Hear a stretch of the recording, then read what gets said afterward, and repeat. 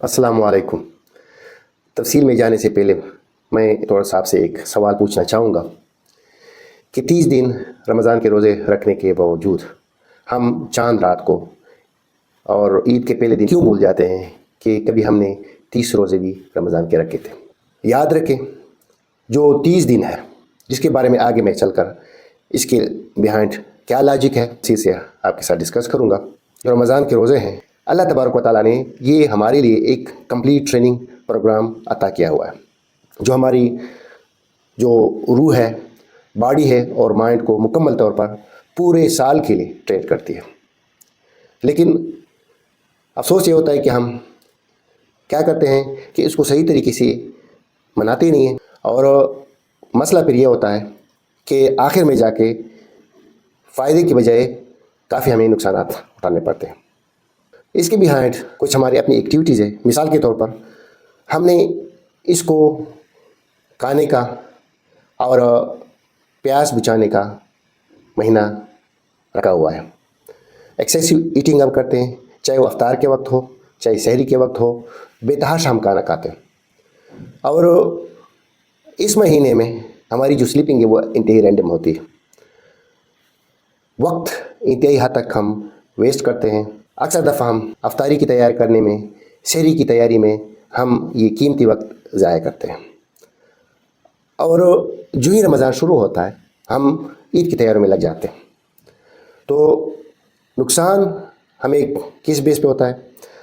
Stress हमारा बढ़ जाता है। जो कार्टिसोल है, स्ट्रेस हार्मोन है, वही इंतहा तक बढ़ जाते हैं। इसी तरह हमारी जो नींद की क्वालिटी है वो इंतहाई डाउन हो जाती है। इमोशनल कंट्रोल हमारा इम्बैलेंस हो जाता है। हालांकि इस बारे में इस्लाम क्या कहते हैं कि रमज़ान की वजह से, रोज़े की वजह से हमें तक़वा नसीब होगा, सब्र हमारे अंदर आ जाता है, इखलास और अखलाक हमारे बढ़ जाते हैं। इसी तरह साइंस जो हमें बताती है कि 30 रोज़े रखने के साथ हमारे बॉडी के अंदर जो ऑटोफेजी का अमल है वो इंतहाई बढ़ जाता है, यानी सेल के अंदर जो सेल्फ ईटिंग प्रोसेस है वो बढ़ जाता है। इन्फ्लेमेशन जो मुख्तलिफ़ अज़ा में होती है वो इंतहाई रिड्यूस हो जाती है। अपने ऊपर सेल्फ कंट्रोल हमारा बढ़ जाता है। साथ साथ साइंस के मुताबिक हमारा जो स्ट्रेस लेवल है, टॉलरेंस है, वो इंतहाई बढ़ जाता है। तो ये तो एक चंद एक फ़वाइद जो इस्लामी लिहाज से और साइंसी लिहाज से। आपने क्या करना है, इस वीडियो को आखिर तक देखना है, क्योंकि इस वीडियो के आखिर में मैं आपको एक पूरा सेट रमज़ान के लिए आपके साथ शेयर करूंगा कि सहरी से लेके अफ्तारी तक आपने, और अफ्तारी से लेके फिर सहरी तक किस तरीके से आपने ये 30 दिन जो रोज़े के हैं रमज़ान के वो गुजारने हैं, ताकि आपकी पूरी ज़िंदगी मुकम्मल तौर पर रिसेट हो जाए। ये जो 30 दिन अल्लाह ने तबारक व तआला ने हमारे ऊपर फ़र्ज़ किए हैं रमज़ान के रोज़े, इसकी बिहाइंड कुछ लॉजिक है कि पहले दिन से लेके 10वें दिन तक हमारे अंदर जो रेजिस्टेंस है वो डेवलप होती है। हम मिसाल के तौर पर एक टाइम पे खाना होता है, सहरी करनी होती है, दूसरे टाइम पे जो है ना हमें अफ्तार करने होते हैं। तो मतलब मैंने एक मखसूस टाइम पे हमें ये सब कुछ करना होता है। मखसूस टाइम पे हमें नमाज़ पढ़नी होती है, ज़िक्र अस्कार करना होता है, और तिलावत वगैरह करनी होती है, अफ्तारी और सहरी करनी होती है। तो हमें हमारे अंदर एक रेजिस्टेंस होती है वो जाग उठती है। दूसरे नंबर पे जो 11वें दिन से लेके 20वें दिन तक हम इस क्लाक के एडाप्टेड हो जाते हैं। और आखिरी जो 10 दिन है, 21वें दिन से लेके 30वें दिन, ये आइडेंटिटी हमारे अंदर पर क्रिएट करती है कि वाकई हम कुछ हैं, हम ये कर सकते हैं, हम अपने ऊपर कंट्रोल रख सकते हैं। हमारे अंदर जितने भी नेगेटिव अप्रोचेज़ हैं, जितने नेगेटिव इमोशंस हैं, उस पर हम कंट्रोल कर सकते हैं। तो ये जो 30 दिन हैं दोस्तों, ये एक ही चीज़ बार बार क्या होते हैं, रिपीट करते हैं। अब आते हैं कि आपने इस पूरे रूटीन को किस तरीके से फॉलो करना है। सहरी में आपने थोड़ा सा जल्दी उठना है, और जल्दी उठ के आपने एक तो मोबाइल वगैरह नहीं देखना है।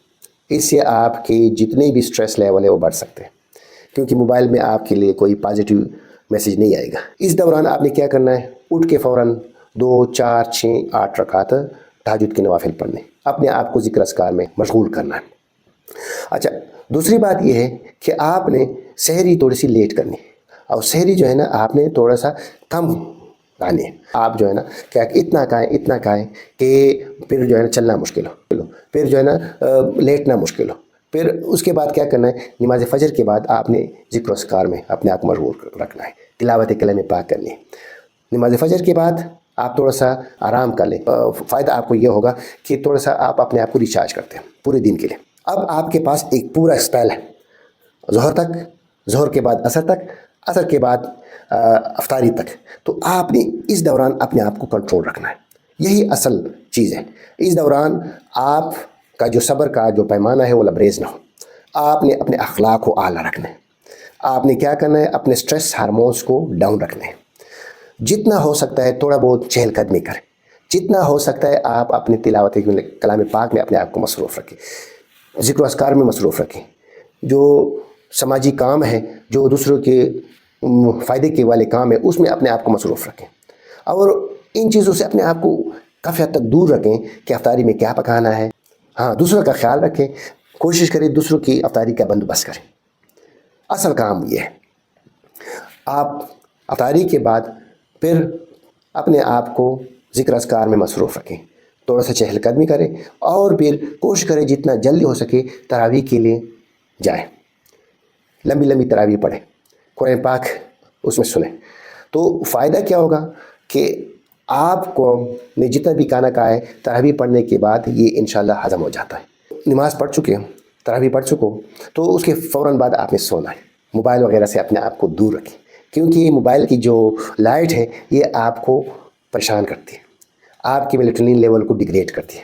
تو کوشش کریں ان 30 دنوں میں آپ اپنے آپ کو ایسے طریقے سے ریسیٹ کریں جس طریقے سے اللہ تبارک و تعالیٰ اور ہمارے پاک نبی علیہ الصلوۃ والسلام چاہتے ہیں. یہ 30 دن اگر ہم صحیح طریقے سے گزاریں گے تو کوئی شک نہیں کہ ہمیں روحانی لحاظ سے فائدہ نہ ہو، ہمیں جسمانی لحاظ سے فائدہ نہ ہو. اور یہ جو سٹریس ہم دکھتے ہیں، ہر دوسرا بندہ انگزائٹی کا شکار ہے، ہر دوسرا بندہ ڈپریشن کا شکار، اس سے ہم چھٹکارا حاصل نہ کر سکیں.